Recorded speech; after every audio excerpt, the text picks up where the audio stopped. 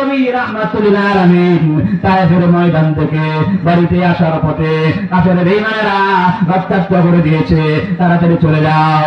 যায়েদ রাদিয়াল্লাহু তাআলা নবীর একজন সাহাবী, রক্ত মুছতে মুছতে কাপড় লাল হয়ে গেছে, আর সেই কাপড়ে রক্ত চুষণ করে না। দিনের নবী আমার বন্ধুর পা থেকে এক ফোঁটা রক্ত জমিনে পড়ে যাবে, জিবরাইল তাড়াতাড়ি দৌড়ে চলে যাও, এক ফোঁটা রক্ত যেন এই জমিনে না পড়ে। সুবহানাল্লাহ।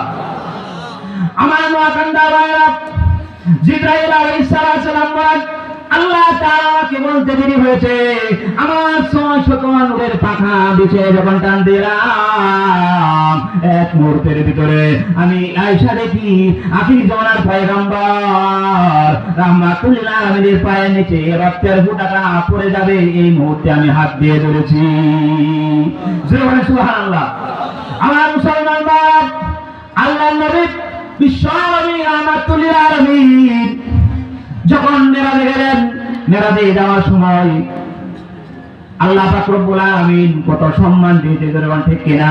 বাইতুল মুকাদ্দাসে আল্লাহ রাসূল সাল্লাল্লাহু আলাইহি সাল্লামকে বুরাক নামক জিব যে আল্লাহ তাআলা প্রেরণ করেছেন, পাঠাচ্ছেন, সম্মান দিয়েছেন।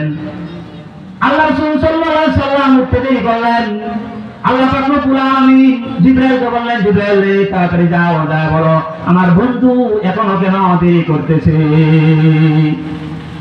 বিশ্বনবী রাহমাতুল লিল আলামিন বললেন, এ জিবরাইল, আমাকে আল্লাহ তাআলা এত সম্মান আর মর্যাদা দিয়েছে, একটা বুরাক নামক জিব প্রেরণ করেছে আমাকে নেওয়ার জন্য।